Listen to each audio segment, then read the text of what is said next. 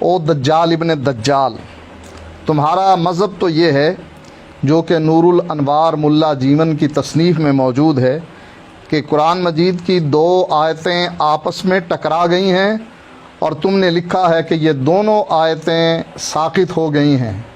یہ قرآن مجید کی آیات قرات کے بارے میں ہے، ایک قرات سے منع کرتی ہے تمہارے بقول اور دوسری اجازت دیتی ہے۔ تم نے دونوں آیتوں کو قرآن سے ساقط کر دیا اور ثابت کیا کہ قرآن کی یہ آیتیں آپس میں ٹکرا رہی ہیں۔ جب قرآن کی آیتیں آپس میں ٹکرا رہی ہیں تو قرآن اور حدیث اگر آپس میں ٹکرا جائے تو یہ تو معمولی بات ہے۔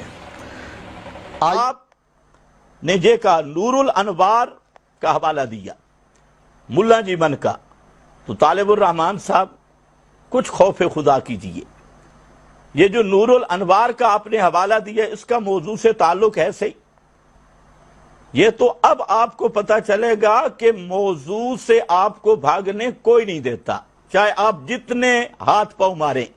اور پھر اس نور الانوار کی عبارت میں بھی آپ نے خیانت کی ہے اور صریح خیانت کی۔ اس عبارت کو ذرا پڑھتا تو پتا چلتا کہ اس عبارت کو اگلی دفعہ جہاں سے یہ مسئلہ شروع ہوتا ہے وہاں سے ذرا پڑھنا۔ وہاں نور الانوار کے اندر لکھا ہے کہ لا تعارض فی نفس الامر، کہ حقیقت امر نفس الامر کے اندر قرآن مقدس کی آیات کا کوئی تعارض نہیں، لا تعارض۔ اور پھر آگے اس نے صاف لکھا ہے کہ اگر تعارض وغیرہ کلام الہی میں مانا جائے تو اس سے تو عجز باری لازم آتا ہے، یہ اس کی تمہید ہے۔ اور یہ جو آپ نے تعارض سے تساقطا اور وہ بھی غلط پڑھا ہے، یہ چیزیں جو ہیں یہ خالص علمی ابحاث ہیں جو آپ کے بس نہیں، آپ کے بس کی بات نہیں ہے ان علمی ابحاث میں ٹانگ اڑانا۔ پھر آپ نے یہ بھی کہا دوسرے نمبر پہ آپ نے یہ خیانت کی کہ آپ کہتے ہیں کہ تم نے قرآن سے دو ایتوں کو ساقط کر دیا، جھوٹوں پہ خدا کی لعنت ہو۔ طالب الرحمان صاحب اگر آپ میں ہمت ہے تو نور الانوار کی یہ عبارت نکالیں جس کا یہ معنی ہو کہ دو ایتیں قرآن سے ساقط ہو گئی ہیں اور قرآن سے ساقط کیا گیا ہے۔ تمہیں یہ بھی معلوم نہیں کہ استدلال سے ساقط ہونا اور بات ہے اور قرآن سے ساقط ہونا اور بات ہے۔ کسی مسئلہ میں ظاہری طور پر استدلال کا ساقط ہونا اور قرآن مقدس سے آیات کا ساقط ہونا، اتنا بھی تجھے معلوم نہیں۔ تیسری آپ نے خیانت یہ کی ہے کہ آپ نے ملا جیمن کا نام استعمال کیا نور الانوار، اور نور الانوار میں کیا ایک ضابطے کی مثال ہے، اس ضابطے کی مثال کو آپ نے اپنی جہالت سے مذہب بنا ڈالا ہے۔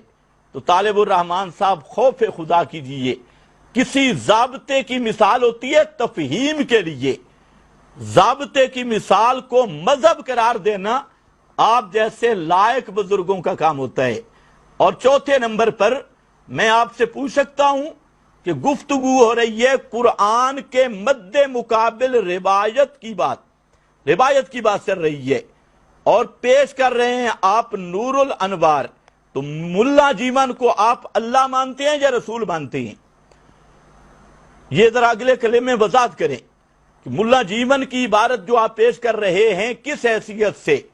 ہمارے نزدیک وہ نہ اللہ ہے، نہ معصوم ہے، نہ مجتہد ہے، وہ ایک عالم ہے، اور عالم کی لغزش قلم بھی ہوتی ہے اور باتیں بھی ہوتی ہیں، اور مثال کا اصل جو مقصد ہے وہ تفہیم مسئلہ ہوتا ہے، نہ کہ مثال کو مذہب بنایا جاتا ہے۔